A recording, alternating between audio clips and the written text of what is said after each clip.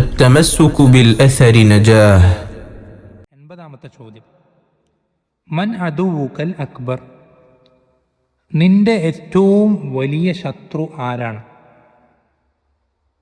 അൽ ജവാബ്, ഉത്തരം എന്താ? ഇബ്ലീസ് അശ്ശൈത്താനുർ റജീം, ശപിക്കപ്പെട്ട ഷൈത്താനായ ഇബ്ലീസാണ് നമ്മുടെ ഏറ്റവും വലിയ ശത്രു. നമ്മൾ ശ്രദ്ധിക്കണം, നമ്മളെന്തിനാണ് ഈ ശത്രുക്കളെ പറ്റി പഠിക്കണത്? നമുക്കറിയാലോ എൻ്റെ ഗൗരവം. നമുക്കൊരു ലക്ഷ്യമുണ്ട്, അള്ളാഹുവിന് തൃപ്തി കരസ്ഥമാക്കുക, നരകത്തിൽ നിന്ന് രക്ഷപ്പെടുക, സ്വർഗത്തിൽ പ്രവേശിക്കുക. ഈ ലക്ഷ്യത്തിൽ നിന്ന് നമ്മളെ തെറ്റിക്കുന്നവരൊക്കെ നമ്മുടെ ശത്രുക്കളാണ്. അതല്ലാതെ ഇപ്പോൾ നമുക്കിപ്പോൾ ഈ രാജാക്കന്മാർക്കുള്ളതുപോലെ എന്തെങ്കിലും രാജ്യം വെട്ടിപ്പിടിക്കാനോ എന്തെങ്കിലും സമ്പത്ത് കരസ്ഥ അങ്ങനെയൊന്നും നമുക്കില്ല. നമ്മളെ സംബന്ധിച്ചിടത്തോളം നമുക്കുള്ള ലക്ഷ്യം നരകത്തിൽ നിന്ന് രക്ഷപ്പെടണം, സ്വർഗത്തിൽ പ്രവേശിക്കണം, റബ്ബിന് തൃപ്തി കരസ്ഥമാകുന്ന രൂപത്തിൽ അവനെ കണ്ടുമുട്ടാൻ നമുക്ക് സാധിക്കണം. ഇതാണ് നമ്മുടെ ലക്ഷ്യം. ഈ ലക്ഷ്യത്തിലേക്ക് നമ്മളെ സഹായിക്കുന്നവരൊക്കെയും നമ്മുടെ സുഹൃത്തുക്കളാണ്, നമുക്ക് വേണ്ടപ്പെട്ടവരാണ്. അത് നമ്മൾ ഒരിക്കലും കണ്ടിട്ടില്ലാത്ത ആളുകളാണെങ്കിൽ പോലും, നമ്മളുമായിട്ടൊരു ബന്ധവുമില്ലാത്ത ആളുകളാണെങ്കിൽ പോലും അവരൊക്കെ നമുക്ക് വേണ്ടപ്പെട്ടവരാണ്. എന്നാൽ നമ്മൾ ഈ ലക്ഷ്യത്തിൽ നിന്ന് തടയുന്ന, അതിന് തടസ്സമാകുന്ന കാര്യങ്ങൾ പ്രവർത്തിക്കുന്നവരൊക്കെ നമ്മൾ ശത്രുക്കളാണ്. അത് നമ്മുടെ സ്വന്തം മാതാപിതാക്കളാണെങ്കിൽ പോലും, സ്വന്തം ഭാര്യയാണെങ്കിൽ പോലും, മക്കളാണെങ്കിൽ പോലും ഒക്കെ അങ്ങനെ തന്നെ അല്ലേ? അള്ളാഹു സുബ്ഹാനഹു വ തആല പറഞ്ഞില്ലേ, ഇന്നമിൻ അസ്വാജിക്കും ഔലാദിക്കും അദുവ്വൻ ഫഹ്ദറൂഹു, നിങ്ങളുടെ ഭാര്യമാരിലും സന്താനങ്ങളിലും നിങ്ങൾക്ക് ശത്രുക്കളുണ്ട്. ശത്രുക്കളുണ്ടെന്ന് പറഞ്ഞാൽ നമ്മളെ കൊല്ലാൻ നോക്കുന്ന, സമ്പത്ത് തട്ടിയെടുക്കാൻ നോക്കുന്ന ആൾക്കാരുണ്ടെന്നല്ല പറയുന്നത്. അവരുടെ ചില സംസാരങ്ങൾ അല്ലെങ്കിൽ ചില പ്രവർത്തനങ്ങൾ, ചില ഇടപെടലുകൾ നമ്മൾ എന്തു ചെയ്യും, നമ്മളെ ദീനിൽ നിന്ന് അകറ്റുന്ന കാര്യങ്ങൾ അവരിന് സംഭവിച്ചേക്കാം. മാനുഷികമാണ്, അവർ വേണം വെച്ചിട്ട് ചെയ്യുന്നതായിരിക്കില്ല. വികാരങ്ങൾ ഇത് ജയിക്കുന്നുണ്ടോ അല്ലെങ്കിൽ പെട്ടെന്ന് ചിന്തിക്കാതെ എടുത്തു ചാടുന്നുകൊണ്ടൊക്കെ പറ്റുന്നതായിരിക്കാം. അപ്പം അങ്ങനെ അവർ നിങ്ങളെ നരകത്തിലേക്ക് അടുപ്പിക്കുമ്പോൾ അവർ നിങ്ങളുടെ ശത്രുക്കളാവും. അതാണ് ആയത്തിൻ്റെ ഉദ്ദേശം. അപ്പോൾ ചുരുക്കി പറഞ്ഞാൽ നമ്മുടെ ആ ആത്യന്തികമായ ലക്ഷ്യം, പാരത്രിക വിജയം, അതിന് തടസ്സം നിൽക്കുന്ന എല്ലാവരും നമ്മുടെ ശത്രുക്കളാണ്. അങ്ങനെ തടസ്സം നിൽക്കുന്ന ശത്രുക്കളിൽ ഏറ്റവും ഒന്നാമത്തെ ശത്രു, ഏറ്റവും വലിയ ശത്രു എന്നുള്ളത് അത് ശൈത്താനാണ്, ഇബ്ലീസാണ്. ശ്രദ്ധിക്കുന്ന സാന്ദർഭിക സൂചിപ്പിക്കട്ടെ, ഈ ശത്രു ഇത്രയും വലിയ ശത്രുവായി തീരാനുള്ള കാരണം, അതിൻ്റെ പശ്ചാത്തലം നിങ്ങൾക്കറിയാം. അതൊരു മനുഷ്യൻ്റെ ചരിത്രം, ആദം അലൈഹിസ്സലാമയുടെ ആ സൃഷ്ടിപ്പിൻ്റെ സമയം അവിടെ നിന്ന് തുടങ്ങിയ ശത്രുതയാണ്. ആദം അലൈഹിസ്സലാമെ അള്ളാഹു സുബ്ഹാനഹു വ തആല സൃഷ്ടിക്കുകയും ഇബ്ലീസിനും മലക്കുകൾക്കും ഒന്നും അറിയാത്ത ഒരുപാട് അറിവുകൾ പഠിപ്പിച്ചു കൊടുക്കുകയും എന്നിട്ട് ആ അറിവുകൾ കൊണ്ട് പരീക്ഷിച്ച് ആദം അലൈഹിസ്സലാമയുടെ ശ്രേഷ്ഠത അവർക്ക് മുന്നിൽ വെളിവാക്കുകയും എന്നിട്ട് മലക്കുകളോട് ആദം അലൈഹിസ്സലാം സുജൂദ് ചെയ്യാൻ കൽപ്പിക്കുമ്പോൾ ഇബ്ലീസ് സുജൂദ് ചെയ്യാതെ അള്ളാഹുവിനെ ധിക്കരിക്കുകയും ചെയ്യും. അപ്പോൾ അള്ളാഹു സുബ്ഹാനഹു വ തആല ഇബ്ലീസിനെ ശപിക്കുകയാണ്. ഇബ്ലീസ് ആ തെറ്റാണെന്ന് അംഗീകരിച്ച് മടങ്ങിയാൽ മതിയായിരുന്നു. പക്ഷെ അംഗീകരിച്ചില്ല, തെറ്റാണെന്ന് അംഗീകരിച്ചില്ല, മടങ്ങിയതുമില്ല, തൗബ ചെയ്തില്ല. അവൻ ആ തെറ്റിനെ ന്യായീകരിച്ച് റബ്ബിനെ ധിക്കരിക്കുന്നതിന് തുടരും എന്ന് തീരുമാനിച്ച്, എന്ന് മാത്രമല്ല അവൻ അന്ന് എടുത്ത ശപഥമാണ്, അത് റബ്ബിൻ്റെ മുന്നിൽ അവൻ ഏറ്റുപറയും ചെയ്തിട്ടുണ്ട്. റബ്ബേ, ഇവനെ ഞാൻ എന്ത് ചെയ്യും, ഇവനെയും ഇവൻ്റെ സന്താനങ്ങളെയും ഒക്കെ അവർ വലതുഭാഗത്തു കൂടിയും ഇടതുഭാഗത്തു കൂടിയും മുൻപിലൂടെയും പുറകിലൂടെയും ഒക്കെ ഞാൻ എന്ത് ചെയ്യും, താഴ്ഭാഗത്തു കൂടിയും ഒക്കെ ഞാൻ അവരെടുക്കലേക്ക് എത്തുന്ന ചില വ്യത്യസ്ത രൂപത്തിൽ, വ്യത്യസ്ത രീതികളിൽ ഞാൻ അവരെ സമീപിക്കും. എന്തിനാണ്? അവർ നരകക്കാരാക്കാം.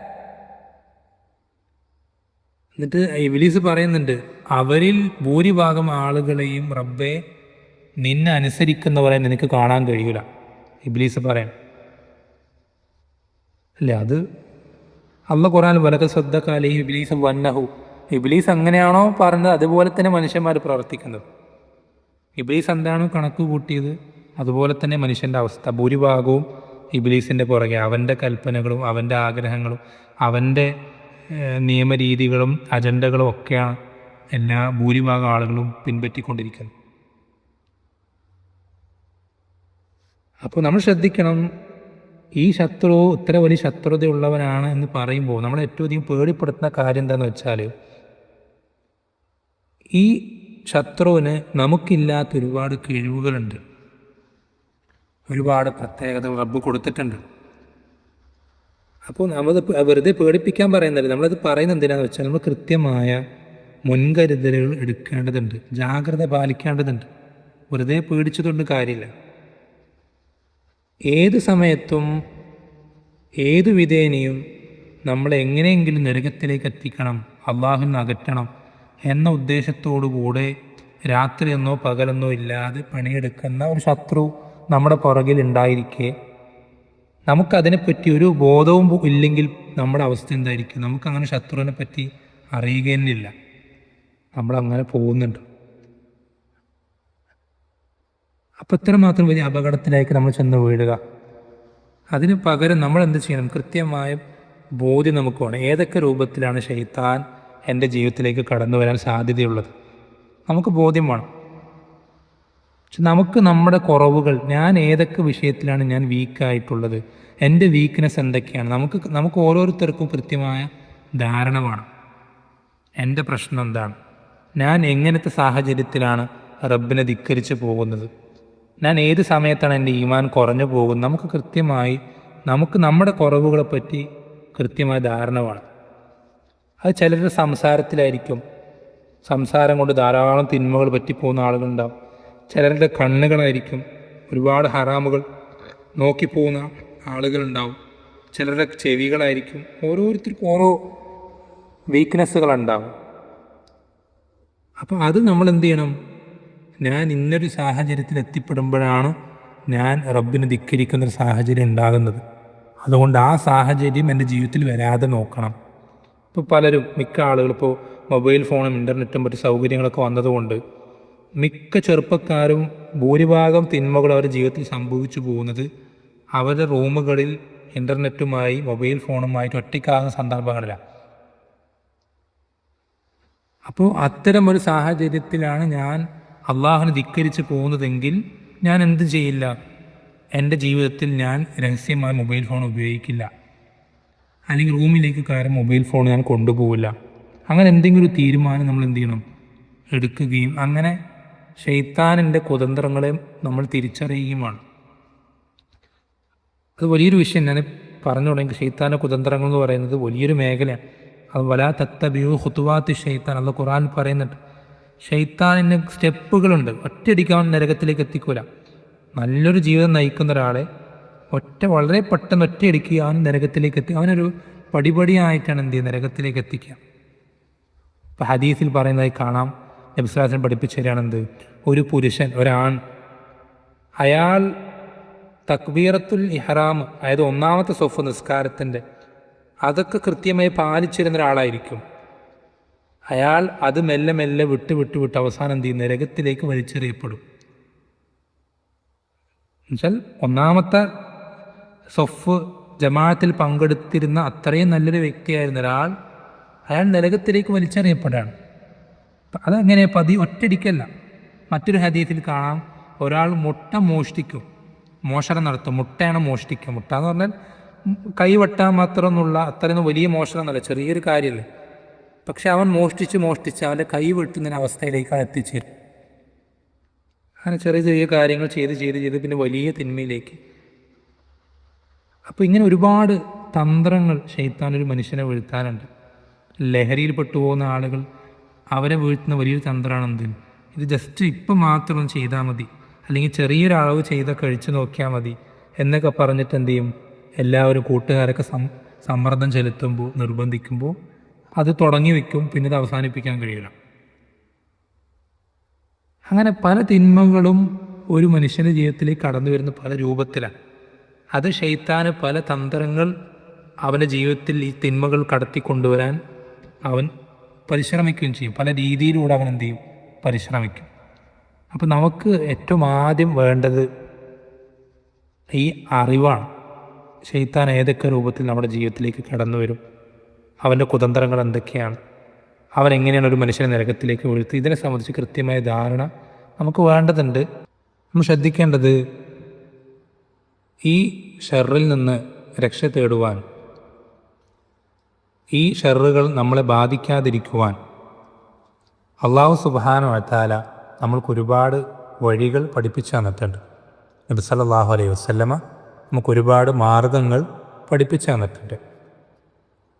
അത്തരം മാർഗങ്ങൾ നമ്മൾ അതിൽ പലതും നേരത്തെ സൂചിപ്പിക്കുകയുണ്ടായി. അത്തരം മാർഗങ്ങളിൽ പലതും അത് ശ്രദ്ധിക്കാതിരിക്കുന്നത് കൊണ്ട് ആണ് നമ്മുടെ ജീവിതത്തിൽ പല പ്രയാസങ്ങളും നമുക്ക് നേരിടേണ്ടി വരുന്നത്. ഉദാഹരണത്തിന് ദിക്റുകൾ ചൊല്ലുക, അത് പല സന്ദർഭങ്ങളിലുള്ള ദിക്റുകളുണ്ടല്ലോ.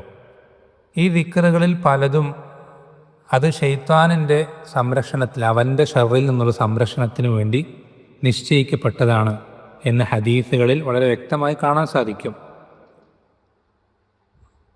അപ്പോൾ നമ്മൾ വളരെയധികം ഇത്തരം അപകടങ്ങളെ തിരിച്ചറിഞ്ഞുകൊണ്ട് അതിൽ നിന്ന് രക്ഷപ്പെടുവാൻ ദീൻ പഠിപ്പിച്ചെന്ന എല്ലാ മാർഗങ്ങളും സ്വീകരിക്കുക. അതിനേറ്റവും നമ്മളെ സഹായിക്കുന്ന വഴി എന്നുള്ളത് ദീനിനെ സംബന്ധിച്ചുള്ള കൃത്യമായ അറിവാണ്.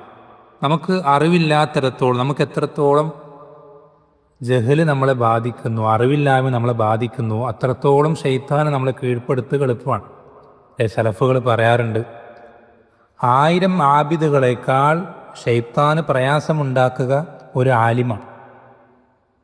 1000 ആബിദുകളേക്കാൾ ശൈത്താന് പ്രയാസമുണ്ടാക്കുക ഒരു ആബിദാണ്, ഒരു ആലിമാണ് എന്ന് സലഫുകൾ പറയാറുണ്ട്.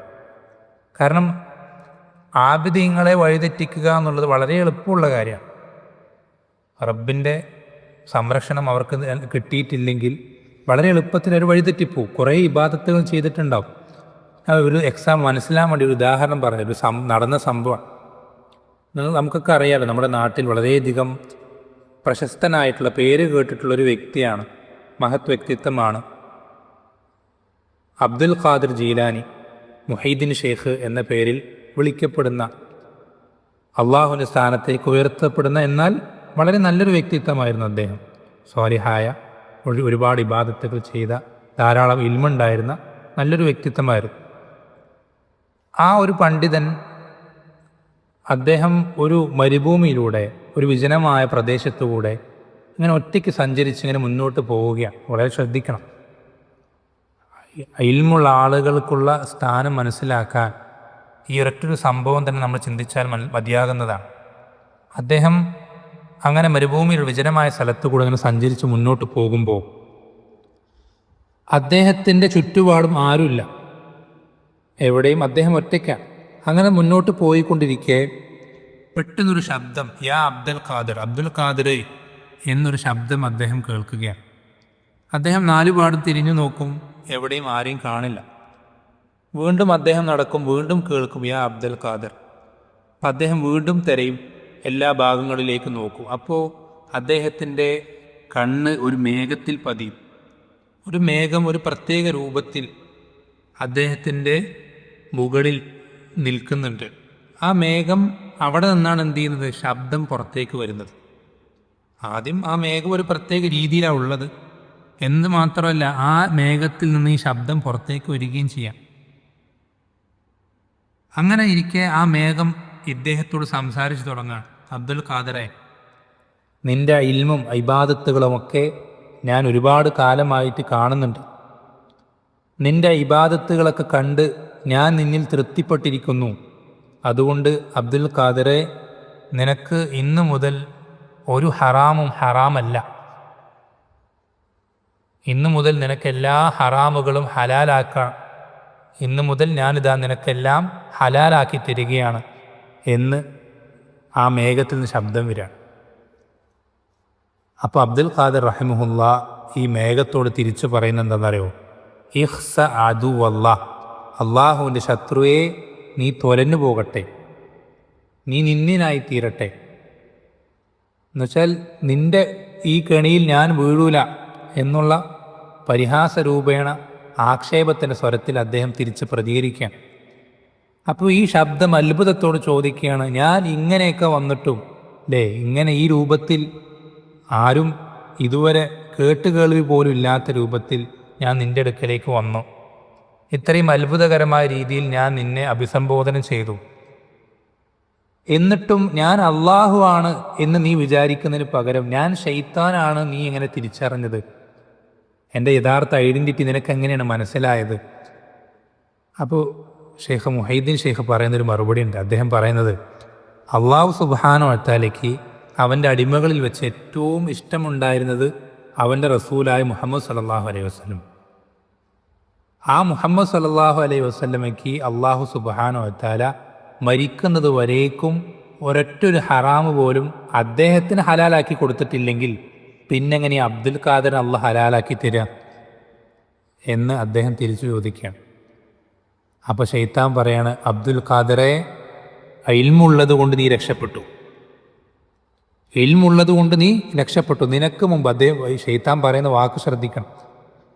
ഇതേ തന്ത്രം പയറ്റിയിട്ട് ഇതേ രൂപത്തിൽ മേഘം പോലെ അതിലൊരു പ്രത്യേക രൂപത്തിൽ പ്രത്യക്ഷപ്പെട്ട് ഞാൻ അള്ളാഹു ആണെന്നൊക്കെ പറഞ്ഞ് ഇതുപോലെ എല്ലാ ഹറാമും ഹലാലാക്കി ഈ ഒരു തന്ത്രം പയറ്റിയിട്ട് നിനക്ക് മുമ്പ് 70 ആബിദീങ്ങളെ ഞാൻ വഴിതെറ്റിച്ചിട്ടുണ്ട്. നിനക്ക് മുമ്പ് 70 ആബിദീങ്ങളെ ഞാൻ വഴിതെറ്റിച്ചിട്ടുണ്ട്. ഇൽമുള്ളത് കൊണ്ട് നീ രക്ഷപ്പെട്ടു. ശൈത്താൻ പറയാം, അബ്ദുൽ ഖാദറെ, ഇൽമുള്ളത് കൊണ്ട് നീ രക്ഷപ്പെട്ടു. ഇപ്പം നമ്മൾ ശ്രദ്ധിക്കണം, ഇൽമ് നമ്മൾക്ക് എങ്ങനെയാണ് സുരക്ഷയാകുന്നത് ശൈത്താൻ്റെ ഷറിൽ നിന്ന് എന്ന് ഈ സംഭവത്തിൽ നമുക്ക് വളരെ വ്യക്തമായി മനസ്സിലാക്കാൻ സാധിക്കും. നമ്മൾ എത്രത്തോളം നമുക്ക് ഇൽമില്ലായ്മ, ജഹല് നമ്മുടെ വലുതാണോ അത്രത്തോളം ശൈത്താന് നമ്മളെ വഴിതെറ്റിക്കാൻ എളുപ്പമാണ്.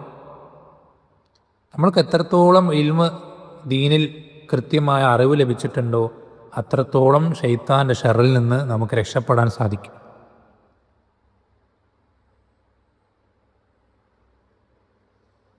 അത് നമ്മൾ ശ്രദ്ധിക്കണം. നമ്മുടെ ഇബാദത്തുകളിലും വിശ്വാസങ്ങളിലും മാത്രമല്ല, നമ്മുടെ കുടുംബജീവിതത്തിൽ പോലും അല്ലേ, നബി സല്ലല്ലാഹു അലൈഹി വസല്ലം പഠിപ്പിച്ചു തന്നിട്ടുണ്ട്, ശൈത്താൻ അവൻ്റെ അർശ് കടലിൽ സ്ഥാപിക്കും. എന്നിട്ട് ഇവൻ്റെ കൂട്ടാളികളെ ഓരോ വ്യക്തികളുടെ അടുക്കലേക്ക് ഇങ്ങനെ പറഞ്ഞയക്കും.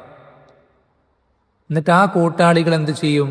ഈ അനുയായികൾ അന്ന് വൈകുന്നേരമാകുമ്പോൾ തിരിച്ചു വരും. എന്നിട്ട് അന്ന് എന്തൊക്കെ കാര്യങ്ങൾ ചെയ്തു എന്ന് നേതാവിനെ ബോധ്യപ്പെടുത്താൻ വേണ്ടി ഓരോരുത്തർ പറയും, ഞാൻ ഇങ്ങനെയൊക്കെ ചെയ്തു, ഞാൻ ഈ രീതിയിൽ ചെയ്തു, ഞാൻ ഇന്നൊരു പ്രവർത്തനം ചെയ്തു. ഓരോ കാര്യങ്ങൾ പറയുമ്പോൾ അത് വലിയ കാര്യമൊന്നുമില്ല. ശൈത്താൻ എന്ത് ചെയ്യും? ഇബ്ലീസ്, നേതാവായ ഇബ്ലീസ് അത് വലിയ കാര്യമാക്കില്ല. അതിലൊരുത്തൻ പറയും, ഞാൻ ഒരുത്തൻ്റെ പിന്നാലെ കൂടി അവനിങ്ങനെ മനസ്സിൽ തോന്നിപ്പിച്ച് അവസാനം അവനെയും അവൻ്റെ ഭാര്യയും ഞാൻ തമ്മിൽ തെറ്റിച്ചു. അവനെയും അവൻ്റെ ഭാര്യയും ഞാൻ എന്ത് ചെയ്തു? തമ്മിൽ പണക്കത്തിലാക്കി. രണ്ടുപേരും ഇപ്പോൾ അകന്നു കഴിയാണ്. ഇത് പറയുമ്പോൾ ശൈത്താൻ എന്ത് ചെയ്യും? അല്ല, ഇബ്ലീസ് പറയും, നീയാണ് മികച്ചവൻ എന്നെന്ത് ചെയ്യും? ഇബ്ലീസ് അവനെ പുകഴ്ത്തി പറയും എന്ന് നബി സല്ലല്ലാഹു അലൈഹി വസല്ലം എന്ത് ചെയ്തിട്ടുണ്ട്? പഠിപ്പിച്ചു തന്നിട്ടുണ്ട്. പലർക്കും ഈ ഒരു ധാരണ അറിവില്ലാത്തത് കൊണ്ട് ചെറിയ ചെറിയ വിഷയങ്ങൾക്ക് പോലും എന്ത് ചെയ്യും? ഭാര്യ ഭർത്താക്കന്മാർക്കിടയിൽ പണക്കങ്ങൾ, തമ്മിൽ അകൽച്ചകൾ, കുടുംബ പ്രശ്നങ്ങൾ, വഴക്കുകൾ, ഒരുപാട് കുടുംബങ്ങൾ തൊലാഖിൻ്റെ വക്കിലാണുള്ളത്, തകർച്ചയുടെ വക്കിലാണുള്ളത്. പരസ്പരം പുറത്തേക്കൊക്കെ കാണുമ്പോൾ നമ്മളൊക്കെ നല്ല കുടുംബമാണ്, അവർക്കിടയിൽ ഒരു പ്രശ്നമില്ല എന്ന് വിചാരിക്കെങ്കിലും പല കുടുംബങ്ങളിലും ഒരുപാട് പ്രയാസങ്ങൾ നിലനിൽക്കുന്നുണ്ട്. അതൊക്കെ കൂടുതലും ഈ അറിവില്ലായ്മ കൊണ്ട് സംഭവിക്കുന്നത്. ശൈത്താൻ ആ അറിവില്ലായ്മ നല്ലോണം മുതലെടുക്കുന്നുണ്ട്. അപ്പോൾ നമ്മൾ ശ്രദ്ധിക്കുക, ഞാൻ ചുരുക്കി ഉദാഹരണങ്ങളായിട്ട് പറയാണ്, ഇതുപോലെ ഒരുപാട് മേഖലകളിലുള്ള നമ്മുടെ അറിവില്ലായ്മ അത് ശൈത്താൻ നല്ലോണം ഉപയോഗപ്പെടുത്തുന്നുണ്ട് എന്നുള്ള ബോധ്യം നമുക്ക് വേണം. നമ്മളൊരിക്കലും നമ്മുടെ ശത്രുവിൻ്റെ കളിപ്പാവയായി മാറരുത്. നമ്മളൊരിക്കലും നമ്മുടെ ശത്രു നമ്മളെ ഇട്ട് തട്ടിക്കളിക്കണം, അങ്ങോട്ട് തട്ടുക. അങ്ങനെ ഒരവസ്ഥ നമുക്ക് ഉണ്ടാകുന്ന എത്രമാത്രം പരിതാപകരമാണ്. അപ്പം അങ്ങനെ ഒരു അവസ്ഥയിലേക്ക് നമുക്ക് അതിൽ നിന്ന് മാറ്റം വരണമെങ്കിൽ ദീനിനെ പറ്റി കൃത്യമായ അറിവ് നേടുക എന്നതല്ലാതെ നമ്മുടെ മുന്നിൽ മറ്റൊരു മാർഗമില്ല. ഇപ്പോൾ കഴിയുന്നത്ര ദീനിനെ സംബന്ധിച്ച് പഠിക്കാൻ നമ്മൾ പരിശ്രമിക്കേണ്ടതുണ്ട്. അല്ലാഹു സുബ്ഹാനഹു വ തആല നമുക്ക് എല്ലാവർക്കും ശൈത്താനിൻ്റെ അവൻ്റെ കൂട്ടാളികളുടെയും എല്ലാത്തരം കുതന്ത്രങ്ങളിൽ നിന്നും റബ്ബ് സുബ്ഹാനഹു വ തആല നമുക്ക് ഓരോരുത്തർക്കും പൂർണ്ണമായ കാവൽ നൽകുകയും അവൻ്റെ കുതന്ത്രങ്ങളിൽ തെറ്റിദ്ധാരണ മൂലം പ്രവേശിക്കുന്ന, അങ്ങനെ അറിവില്ലാതെ തന്നെ തുടരുന്ന നിർഭാഗ്യവാന്മാരിൽ റബ്ബ് സുബ്ഹാനഹു വ തആല നാം ആരെയും ഉൾപ്പെടുത്താതെ കാത്തുരക്ഷിക്കുകയും ചെയ്യുമാറാവട്ടെ. വസല്ലല്ലാഹു വസല്ലമ അലാ നബീന മുഹമ്മദ് വൽഹംദുലില്ലാഹി റബ്ബിൽ ആലമീൻ.